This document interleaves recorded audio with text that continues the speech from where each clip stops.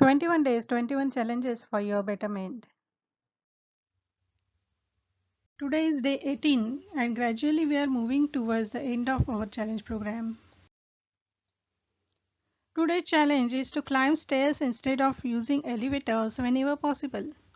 Stair walking is a very good exercise which doesn't require any tool.